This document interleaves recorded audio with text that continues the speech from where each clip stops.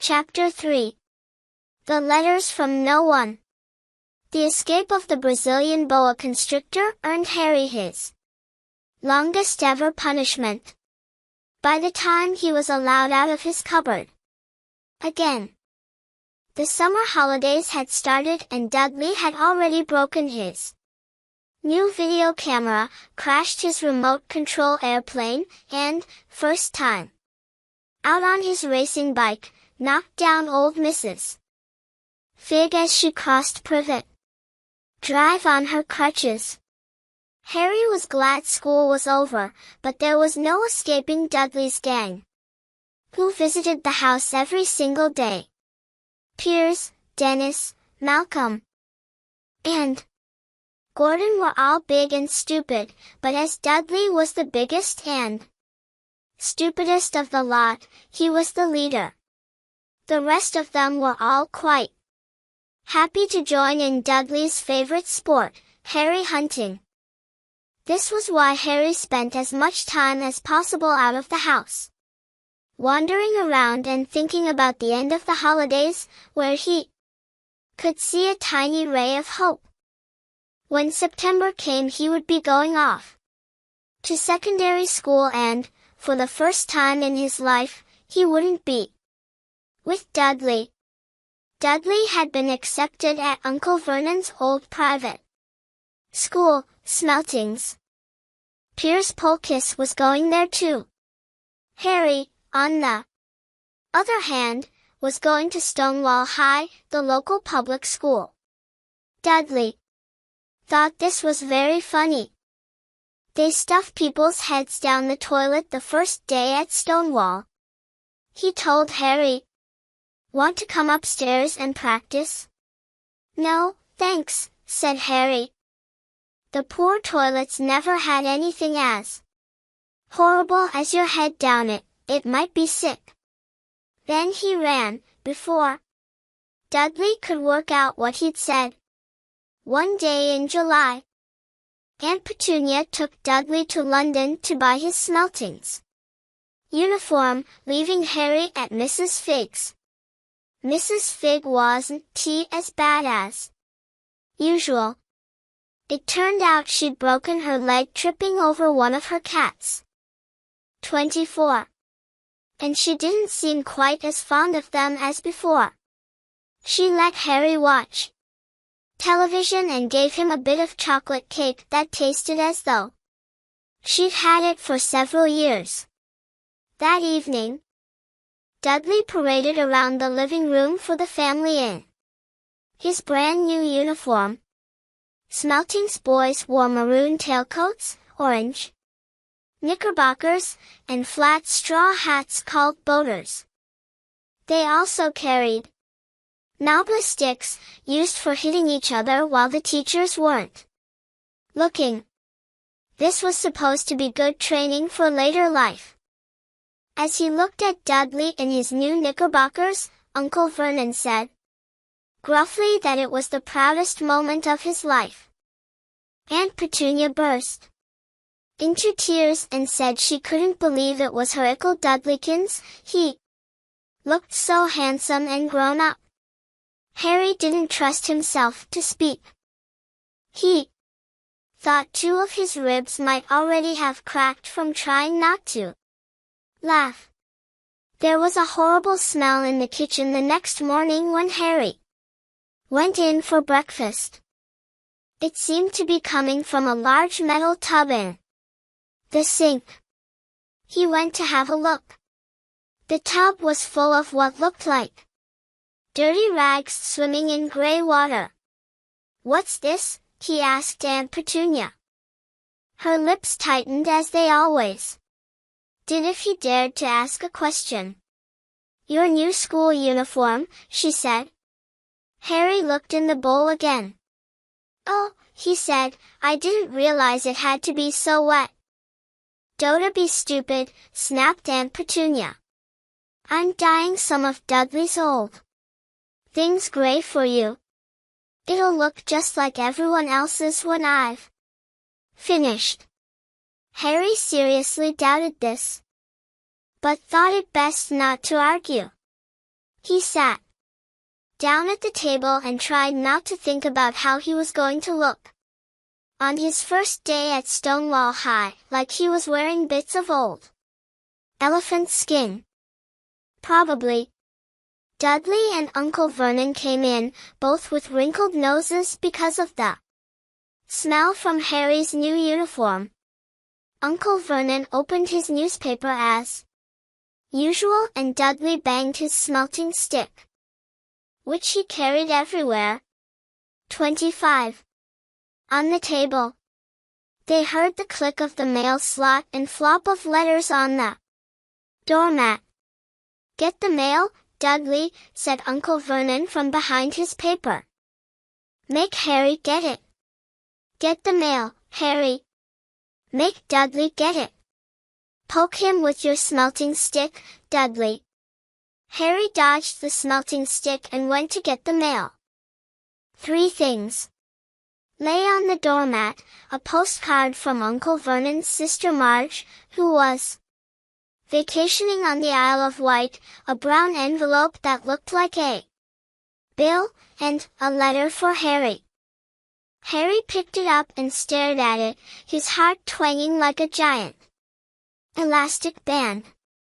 No one, ever, in his whole life, had written to him. Who would? He had no friends. No other relatives. He didn't belong to the library, so he'd never even got rude notes asking for books back.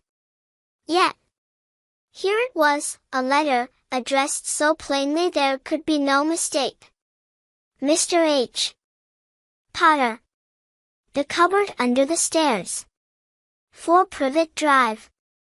Little Whinging, Surrey.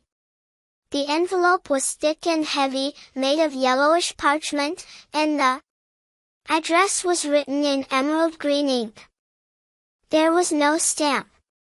Turning the envelope over, his hand trembling, Harry saw a purple wax seal bearing a coat of arms, a lion, an eagle, a badger, and a snake, surrounding a large letter H.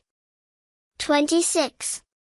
"Hurry up, boy," shouted Uncle Vernon from the kitchen.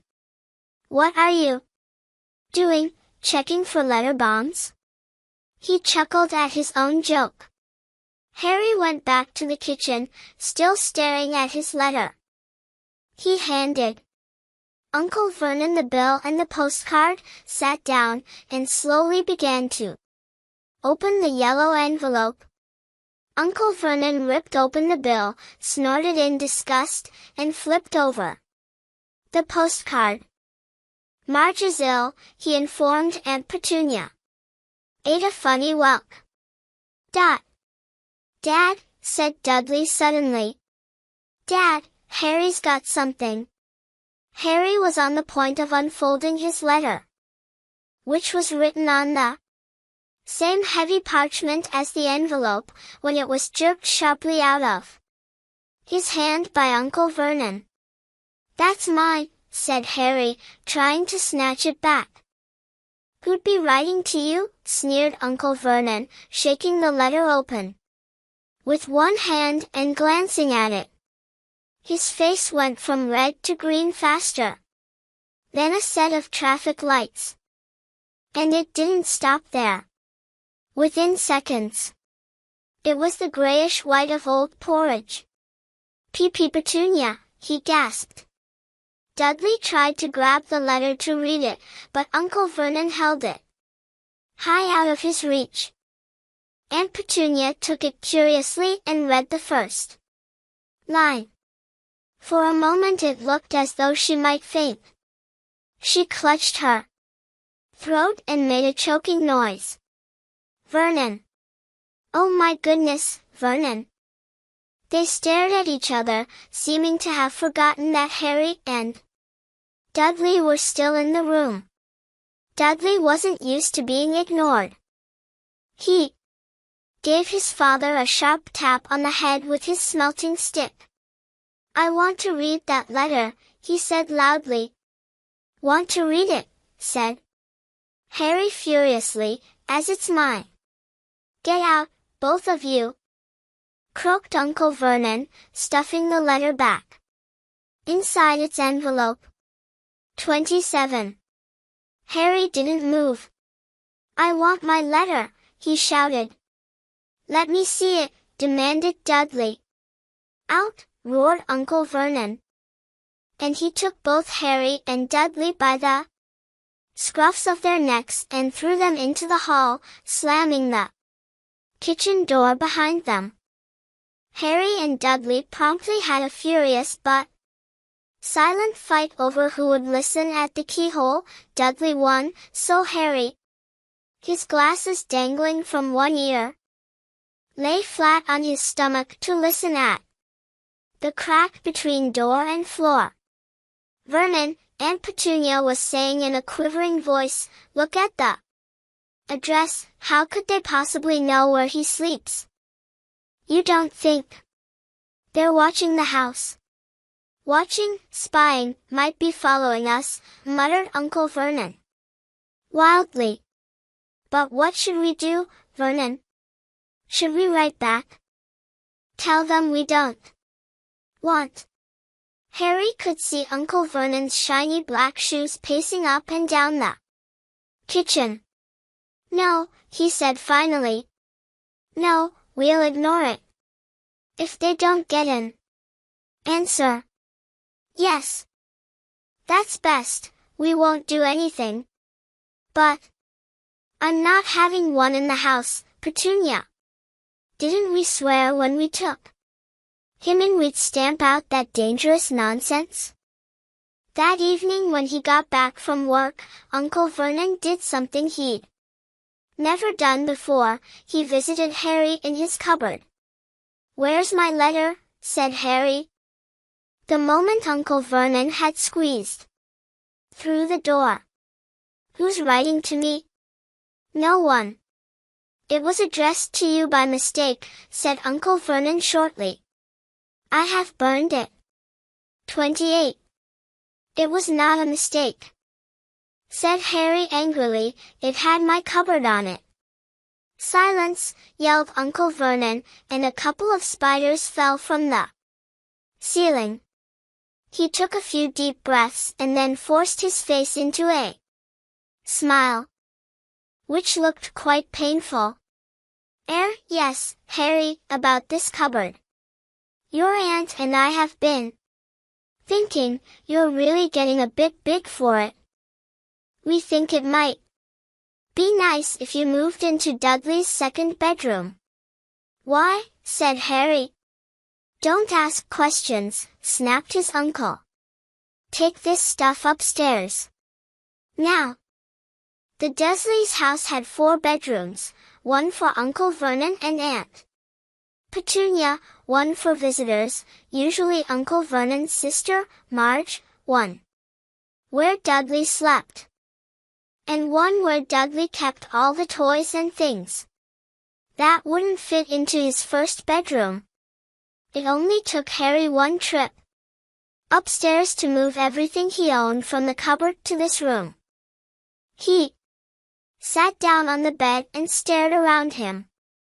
Nearly everything in here was broken. The month-old video camera was lying on top of a small working tank Dudley had once driven over the next-door neighbor's dog. In the corner was Dudley's first ever television set, which he'd put his foot through when his favorite program had been cancelled. There was a large birdcage, which had once held a parrot that Dudley had swapped at school for a real air rifle, which was up on a shelf with the end all bent, because Dudley had sat on it. Other shelves were full of books. They were the only things in the room that looked as though they'd never been touched. From downstairs came the sound of Dudley bawling at his mother, "I don't want him in there. I need that room, make him get out." Harry sighed and stretched out on the bed. Yesterday he'd have given anything to be up here. Today he'd rather be back in his cupboard with that letter than up here without it. Next morning at breakfast, everyone was rather quiet. Dudley was in shock. He'd screamed, whacked his father with his smelting stick, been sick on purpose, kicked his mother, and thrown his tortoise through the greenhouse roof. And he still didn't have his room back. Harry was 29. Thinking about this time yesterday and bitterly wishing he'd opened the letter in the hall. Uncle Vernon and Aunt Petunia kept looking at each other darkly. When the mail arrived, Uncle Vernon, who seemed to be trying to be nice to Harry, made Dudley go and get it. They heard him banging things with his smelting stick all the way down the hall. Then he shouted, "There's another one. Mr. H. Potter, the smallest bedroom, 4 Privet Drive." With a strangled cry, Uncle Vernon leapt from his seat and ran down the hall, Harry right behind him. Uncle Vernon had to wrestle Dudley to the ground to get the letter from him, which was made difficult by the fact that Harry had grabbed Uncle Vernon around the neck from behind. After a minute of confused fighting, in which everyone got hit a lot by the smelting stick, Uncle Vernon straightened up, gasping for breath, with Harry's letter clutched in his hand. "Go to your cupboard, I mean, your bedroom," he wheezed at Harry. "Dudley, go, just go." Harry walked round and round his new room. Someone knew he had moved out of his cupboard, and they seemed to know he hadn't received his first letter. Surely that meant they'd try again? And this time he'd make sure they didn't fail. He had a plan. The repaired alarm clock rang at 6 o'clock the next morning. Harry turned it off quickly and dressed silently. He mustn't wake the Dursleys. He stole downstairs without turning on any of the lights. He was going to wait for the postman on the corner of Privet Drive and get the letters for number 4 first. His heart hammered as he crept across the dark hall toward the front door. Harry leapt into the air. He'd trodden on something big and squashy on the doormat, something alive. Lights clicked on upstairs, and to his horror Harry realized that the big, squashy something had been his uncle's face. Uncle Vernon had been lying at the foot of the front door in a sleeping bag, clearly making sure that Harry didn't do exactly what he'd been trying to do. He shouted at Harry for about half an hour and then told him to go and make a cup of tea. Harry shuffled miserably off into the kitchen, and by the time he got back, the mail had arrived, right into Uncle Vernon's lap. 30. Harry could see 3 letters addressed in green ink. "I want," he began, but Uncle Vernon was tearing the letters into pieces before his eyes. Uncle Vernon didn't go to work that day. He stayed at home and nailed up the mail slot. "See," he explained to Aunt Petunia through a mouthful of nails, "if they can't deliver them they'll just give up." "I'm not sure that'll work, Vernon." "Oh, these people's minds work in strange ways, Petunia, they're not like you and me," said Uncle Vernon, trying to knock in a nail with the piece of fruitcake Aunt Petunia had just brought him. On Friday, no less than 12 letters arrived for Harry. As they couldn't go through the mail slot, they had been pushed under the door, slotted through the sides, and a few even forced through the small window in the downstairs bathroom. Uncle Vernon stayed at home again. After burning all the letters, He got out a hammer and nails and boarded up the cracks around the front and back doors so no one could go out. He hummed Tiptoe Through the Tulips as he worked, and jumped at small noises. On Saturday, things began to get out of hand.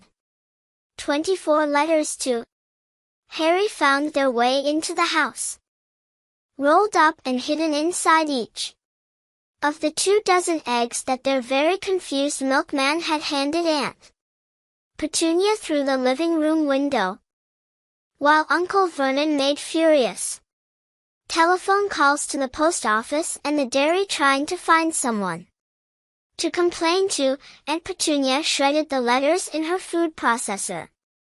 "Who on earth wants to talk to you this badly?" Dudley asked Harry in amazement.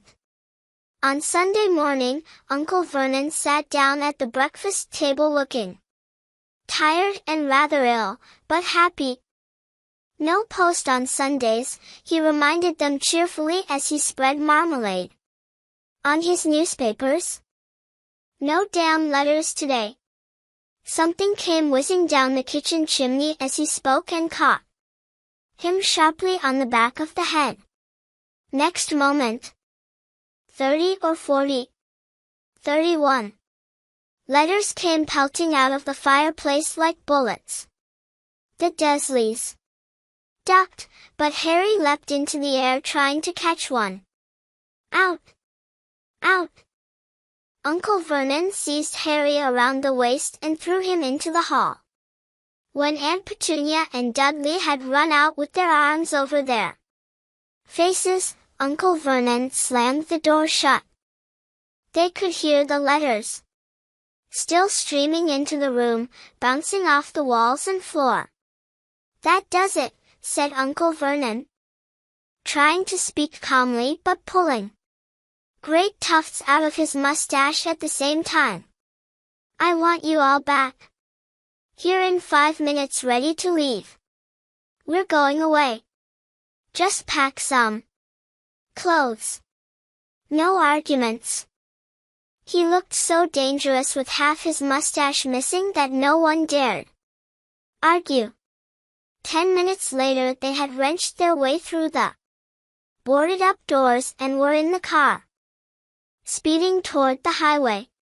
Dudley was sniffling in the back seat. His father had hit him round the head for holding them up while he tried to pack his television, VCR, and computer in his sports bag.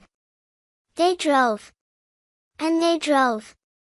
Even Aunt Petunia didn't dare ask where they were going.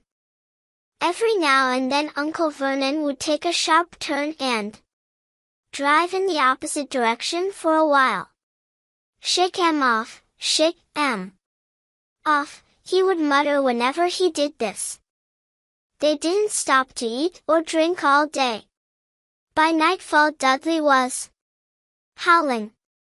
He'd never had such a bad day in his life. He was hungry. He'd missed 5 television programs he'd wanted to see. And he'd never gone so long without blowing up an alien on his computer. Uncle Vernon stopped at last outside a gloomy-looking hotel on the outskirts of a big city. Dudley and Harry shared a room with twin beds and damp, musty sheets. Dudley snored, but Harry stayed awake, sitting on the windowsill, staring down at the lights of passing cars and wondering. They ate stale cornflakes and cold tinned tomatoes on toast for breakfast the next day. They had just finished when the owner of the hotel came over to their table. "Excuse me, but is one of you Mr. H. Potter?" "Only I got about an 132 of these at the front desk." She held up a letter so they could read the green ink address. "Mr. H. Potter. Room 17. Railview Hotel. Cokeworth." Harry made a grab for the letter, but Uncle Vernon knocked his hand out of the way. The woman stared. "I'll take them," said Uncle Vernon, standing up quickly and following her from the dining room. "Wouldn't it be better just to go home, dear?" Aunt Petunia suggested timidly, hours later, but Uncle Vernon didn't seem to hear her. Exactly what he was looking for, none of them knew. He drove them into the middle of a forest, got out, looked around, shook his head, got back in the car, and off they went again. The same thing happened in the middle of a plowed field, halfway across a suspension bridge, and at the top of a multi-level parking garage. "Daddy's gone mad, hasn't he?" Dudley asked Aunt Petunia dully late that afternoon. Uncle Vernon had parked at the coast, locked them all inside the car, and disappeared. It started to rain. Great drops beat on the roof of the car. Dudley sniveled. "It's Monday," he told his mother. "The great Umberto's on tonight. I want to stay somewhere with a television." Monday. This reminded Harry of something. If it was Monday and you could usually count on Dudley to know the days the week because of television, then tomorrow, Tuesday, was Harry's 11th birthday.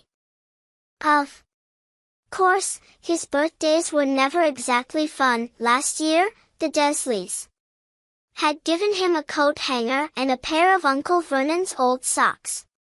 Still, you weren't 11 every day. 33. Uncle Vernon was back and he was smiling. He was also carrying a long, thin package and didn't answer Aunt Petunia when she asked what he'd bought. "Found the perfect place," he said. "Come on. Everyone out." It was very cold outside the car. Uncle Vernon was pointing at what looked like a large rock way out at sea. Perched on top of the rock was the most miserable little shack you could imagine. One thing was certain, there was no television in there. "Storm forecast for tonight," said Uncle Vernon gleefully, clapping his hands together.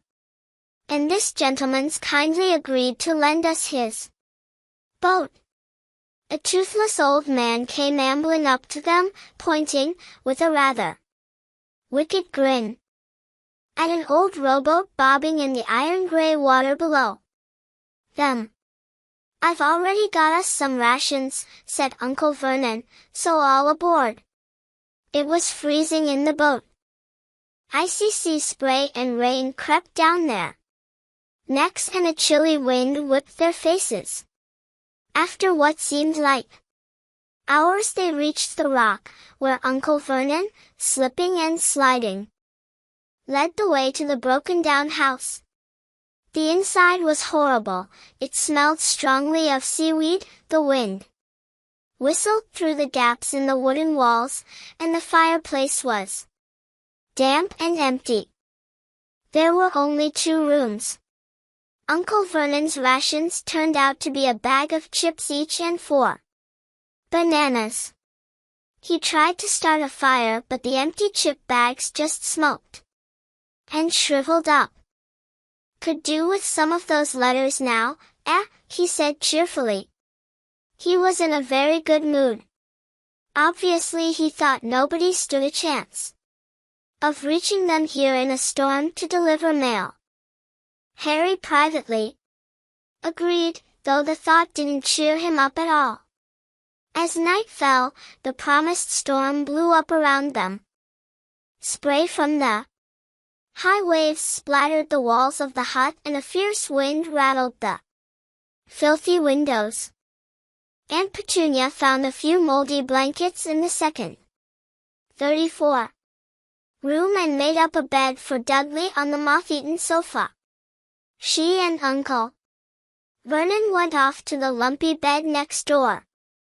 And Harry was left to find the softest bit of floor he could and to curl up under the thinnest, most ragged blanket. The storm raged more and more ferociously as the night went on. Harry couldn't sleep. He shivered and turned over, trying to get comfortable, his stomach rumbling with hunger. Dudley's snores were drowned by the low rolls of thunder that started near midnight. The lighted dial of Dudley's watch, which was dangling over the edge of the sofa on his fat wrist, told Harry he'd be 11 in 10 minutes' time. He lay and watched his birthday tick nearer, wondering if the Dursleys would remember at all, wondering where the letter writer was now. 5 minutes to go. Harry heard something creak outside. He hoped the roof wasn't going to fall in, although he might be warmer if it did. 4 minutes to go. Maybe the house in Privet Drive would be so full of letters when they got back that he'd be able to steal one somehow. 3 minutes to go. Was that the sea, slapping hard on the rock like that? And 2 minutes to go, what was that funny crunching noise? Was the rock crumbling into the sea? 1 minute to go and he'd be 11. 30 seconds, 20, 10. 9, maybe he'd wake Dudley up, just to annoy him. 3, 2, 1. Boom. The whole shack shivered and Harry sat bolt upright, staring at the door. Someone was outside, knocking to come in.